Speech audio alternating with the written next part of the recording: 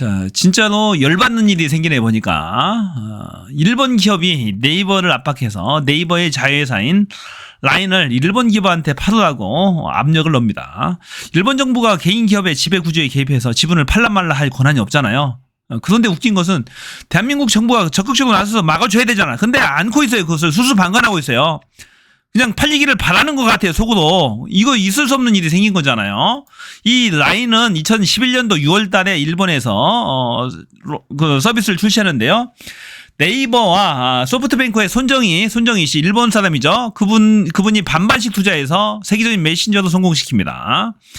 거의 13년이나 됐잖아요. 13년 동안 키운 앱이죠. 그래서 일본에서만 1000만 명 가까이 됩니다. 9,600만 명의 일본의 사용자. 대한민국은 카카오를 쓰면은 일본은 라인을 씁니다. 1등 앱이에요, 이게. 메신저 앱이고. 또 태국에서도 5,500만 명, 대만에서 2,200만 명, 인도네시아 600만 명에서 토탈 2억 명에 가까운 동남아, 아니 일본을 포함한 동남아 사람들이 쓰고 있어요. 정말로 세계적인 메신저죠. 그런데 이런 메신저 기업을 팔라고 합니다. 갑자기 팔라고. 환장하는 거죠. 현재 네이버가 많은 평가, 아주 높은 평가를 받는 이유 중에 하나는 라인이 거의 많이 기여를 하고 있어요. 라인도. 정부가 하는 얘기는 빠내기만 합니다. 긴밀하게 모니터링 중이다. 뭐 이런 얘기. 사실 확인부터 하겠다. 또 네이버 측의 입장을 확인하겠다. 이런 겁니다. 일본 측과도 소통하겠다. 원론적인 이야기만 합니다. 아직 확인될 부분이 많다. 이런 얘기만 하고 있습니다. 모니터링 중. 이 답답한 얘기만 하는 거죠, 뭐. 하지만 전문가들, 권원영입니다. 권원영 고대 정보보호대학 원장은 안보 이슈 등과 관련해 정부가 직접 대응해야 한다. 이럴 때 정부 역할이 없으면 한미일 동맹이 의미가 없다. 김용희 경희대 교수. 개인정보 유출 사건으로 네이버의 지분까지 관여하는 것은 지나친 규제라며 정부가 외교적인 수사를 통해서라도 우려를 전달할 필요가 있다고 말하고 있고, 위정현 교수, 중앙대 교수는 손정희 소프트뱅크 회장이 일본 정부와 함께 네이버 뒤통수를 친 만큼 한국 정부가 직접 나서 개입하지 않는 이상 네이버가 버티기 어려울 것이다 라고 밝혔다. 자, 업계의 한 관계자는 함중 갈등 상황에서 한국은 패싱하고 일본의 수혜가 집중되고 있다. 정부가 실력 발휘를 해야 할 때라고 밝혔다. 이런 것들을 볼 때 정부가 당연히 적극적으로 나서서 보호를 해야 되죠. 대한민국 기업이잖아요. 자, 이 윤석열 정부가 출범하고 나서 이거저거 하나둘 다 일본 측에 다 양보해, 하나둘. 일본과 친하게 지내야 한다면서 이거저거 하나하나 퍼주는 거예요. 독도 문제에 대해서 정확하게 윤석열이 입장을 펴면 않잖아요. 독도는 우리 땅이라고 얘기 못 하잖아요. 기시다하고 술 먹으면서 무슨 얘기를 했는지 모르겠어요. 독도 밀약을 했는지 뭐 했는지 모르겠어요. 하나하나 넘어가는 분위기, 영토 주권이 넘어가는 분위기잖아요. 이것도 마찬가지예요. 이것도 어떻게 이것도 일종의 대한민국에 보이지 않는 영토는 아니지만 대한민국의 기업 영토잖아요. 어떤 사이버 영토, 기업 영토 이런 것들을 자꾸 이렇게 넘겨주는 듯한 그런 느낌이 들어요. 대한민국 정부 진짜로 각성이 됩니다. 정신 똑바로 차리고 이거 지켜야 됩니다. 지키지 않으면 대한민국 국민들 가만히 있지 않을 거예요. 자, 일본을 여건 없이 국교 정상화 60주년 맞이 출입국 간소화 논의되나? 일본을 여건 없이 왔다 갔다 할 수 있도록 이제 하겠다라는 건데, 이것도 이제 좀 문제가 있어요. 문제가 많습니다. 자, 그러면은 현재 상황이 대한민국 사람들이 일본을 한 해에 작년에 695만 명이 한국인이 일본을 작년에 방문했대요. 거의 700만 명 됐고, 올해는 거의 1000만 명 가까이 방문을 한답니다. 자, 작년 2019년도보다도 24%가 늘어났고, 자, 2위 대만이 420만 명입니다. 3위 중국이 242만 명입니다. 자, 대만과 중국을 합힌 것보다도 한국 사람들이 일본을 더 많이 갔다는 얘기예요. 자, 중국 인구 어마무시하잖아요. 8억 명 가까이 되잖아요. 한국과 비교가 안 됩니다. 그럼에도 불구하고 대만과 중국을 합한 것보다도 한국 사람이 더 많이 갔어요. 대단하죠. 자, 그러면은 이렇게 되면은 이 독도도 대한민국 영토잖아요. 일본 사람들이 여건 없이 왔다 갔다 할 수 있어요. 지금 한국과 일본 사이에는 비자가 면제가 돼서 비자 없이도 왔다 갔다 합니다. 이제 여건조차도 없게 되면은 거의 그 일제시대 때 내선 일체하고 똑같은 거예요. 일본과 한국은 하나다. 이거와 똑같은 겁니다. 이제 한국 사람하고 일본하고 구분하는 의미가 없어요. 민족의 동일성 자체가 없어지는 거죠. 이렇게 되면은. 독도가 일본 땅이 아니고 일본과 한국 자체가 어떻게 보면 전체가 일본과 한국이 하나인 거야. 그게 내선 일체 아닙니까? 일본 놈들이 강조하는 거. 일본 사람들이 대한민국 그 조선을 침략하면서 강조한 게 그거잖아요. 일본과 한국은 하나다 이거 내선 일체다 이거 아닙니까? 그래서 창씨 개명하면서 성도 이름도 다 일본어로 바꿨던 거잖아요. 그래서 이것도 누구의 기획인 것 같아요. 아유 고도의 기획인 것 같습니다. 그러면 이것도 유심히 저희가 관찰하고 지켜봐야 하는 상황이죠. 어떻게 진행이 될지 지켜봐야 됩니다. 어떤 친일 분자가 이런 짓거리를 했는지 모르겠어요. 자, 의심 가는 사람 딱 하나 있는데, 자, 천공 있죠?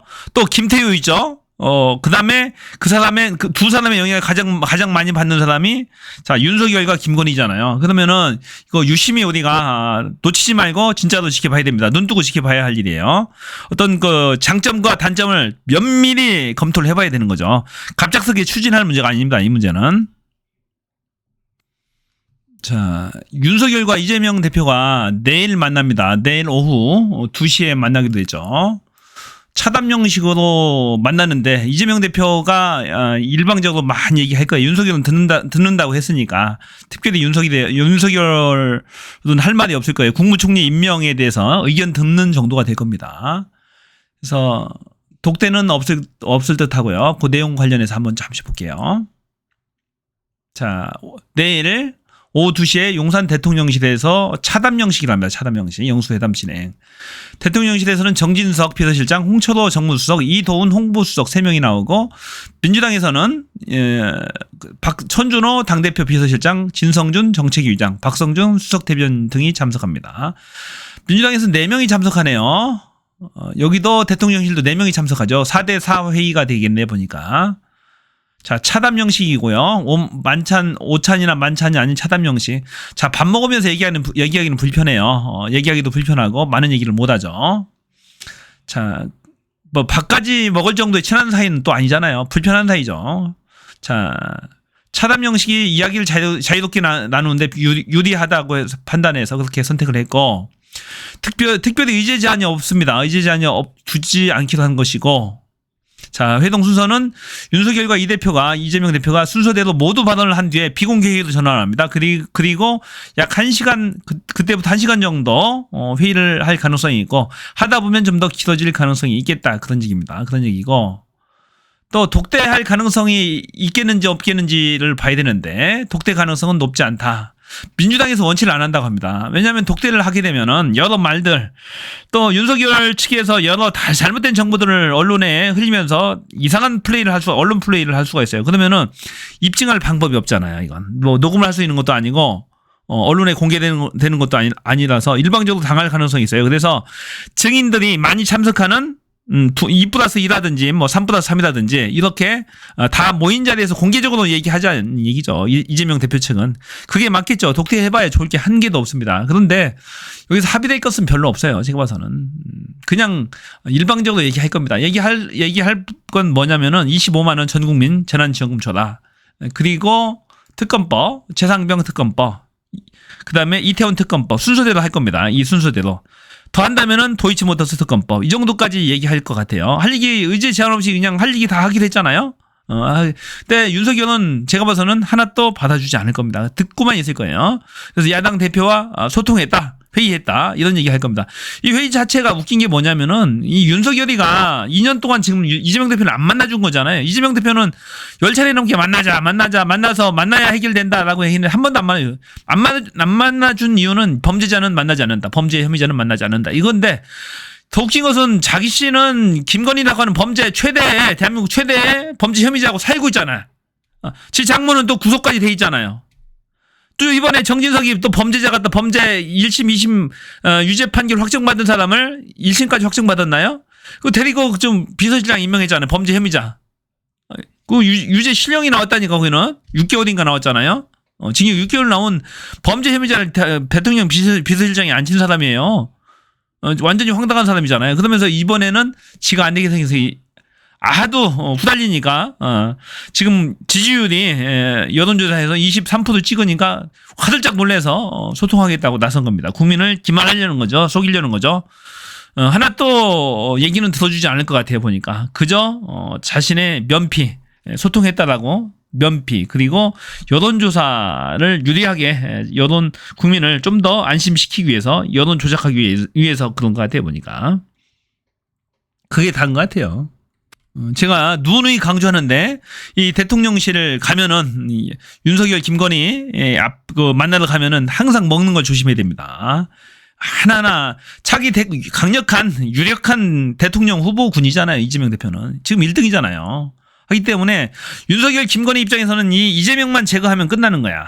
끝나는 거고 자신들이 원하는 대통령 후보를 세울 수 있다. 자신들이 지명하는 후보를 세울 수 있다라고 생각할 수도 있어요. 그래서 옛날에 궁중에서 항상 먹는 것을 조심했고 독사를 조심했습니다. 그래서 많은 왕세자들이 죽어났어요. 반대파에서 정적을 제거하기 위한 가장 손쉬운 수단이 음식입니다. 음식에 나쁜 짓을 하는 거예요. 그래서 음식 하나하나 조심하고 제가 봐서는 먹는 것 좀 가지고 갔으면 좋겠어요. 제발 먹는 것 좀 갖고 가서 차나 아니면 드시지 말든지 목이 안 좋아서 못 먹는다 핑계를 대든지 해서 안 먹었으면 좋겠습니다. 그래서 단독 1대1로 단둘이 만나는 것은 그것도 위험합니다. 안 좋습니다. 안 좋은 상황들이 여러 가능성들이 연출이 될 수가 있어요. 하기 때문에 만날 때는 항상 단체로 만나야 되고 먹는 거 하나하나 세심하게 조심해서 드셔야 됩니다. 자, 차기 대통령 되실 분이라니까요. 이재명 대표는. 하기 때문에 진짜로 조심해도 100번 조심해도 지나치지 않습니다. 또 하나 조심할 게 있어요. 이준석 대표가 또 얘기했잖아요. 윤석열이 권모술수에 아주 들어갑니다. 이재명, 윤석열이 이준석 대표, 그 다음에 안철수 대표, 그때 재작년이죠. 대통령 선거 과정에서 두 사람을 포섭하면서 여러 밀약들을 하잖아요. 약속들을 하면서. 종이쪼가리가 뭐 하나가 중요하냐. 나를 믿어달라 하면서, 나를 믿으면 되지. 그런 약속들을 많이 했다고 합니다. 이렇게 종이를 써가지고 서로 밀약을 하면 좋을 건데 이걸 안 해줘요. 안 하면서 이게 종이쪼가리가 무슨 소용이 있느냐. 내 말을 믿으면 되지. 나를 신뢰 못 하느냐. 한번 믿어달라. 뭐 이런 식으로 얘기한다고 합니다. 그래서 꼼박 다 속아 넘어갔잖아요. 안철수도 그러고 이준석도 그러고. 그러고 나서 당대표도 쫓겨나고 하면서 당대표 출마도 못하고 하면서 다 당했지 않습니까? 이재명 대표는 똑똑하니까 그렇게 당할 일은 없을 거예요. 당할 일은 없을 겁니다. 굉장히 권모술수에 능하다라는 것을 알아야 됩니다. 이 윤석열, 김건희 부부는 권모술수에 굉장히 능합니다. 제가 봐서는. 그래서 서울중앙지검장이 될 때도 마찬가지고 또 검찰총장이 될 때도 마찬가지고 여러 거짓말들을 많이 합니다. 많이 해서 진짜로 검찰 개혁을 내가 열심히 하겠다라고 검찰 약속을 하고 나서 검찰총장까지 됐잖아요. 그리고 조국 그 당시에 민정수석이죠. 조국을 반드시 대통령 만들겠다라고 하는 그런 사석에서 여러 흘렸다라고 하는 그런 전언들도 있어요. 사실 여부는 확인되지 않았지만 그런 것들로 보고 또 대통령 선거 과정에서도 여러 거짓말들을 많이 했습니다. 그러면서도 국민들까지 속이면서 대통령이 된 자잖아요. 그러니까 이재명 대표도 그런 것들을 진짜로 명심해서 이 윤석열의 말을 함부로 믿어서는 안 됩니다. 말로 끝난다니까요. 말로 끝납니다. 그 뒤에는 항상 뒤에서 코치하는 사람이 있다는 것을 반드시 명심해야 됩니다.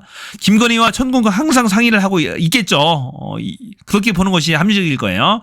하니까 절대로 명심해야 됩니다. 이 권모술수에 능한 이 입놀림에 속으면 안 됩니다. 속으면 안 되고 반드시 할 게 있으면 문서화해야 돼. 글로 써야 됩니다. 이 종이쪼가리가 무슨 소용이 있느냐. 이거에 속으면 안 됩니다. 별로 이 영수회담 기대는 안 하지만은 그래도 잘 됐으면 하는 그런 마음이지만 저는 결코 기대 하나 하지 않습니다. 바뀔 게 없을 것 같아요. 자, 제가 준비한 영상은 여기까지입니다. 여러분은 이재명 대표와 윤석열 간의 영수회담에 대해서 어떤 생각을 가지고 있는지 댓글로 여러분의 의견을 남겨주시면 감사하겠습니다. 저는 다음 시간에 좀 더 좋은 컨텐츠로 다시 찾아뵙겠습니다. 저는 비였습니다. 고맙습니다.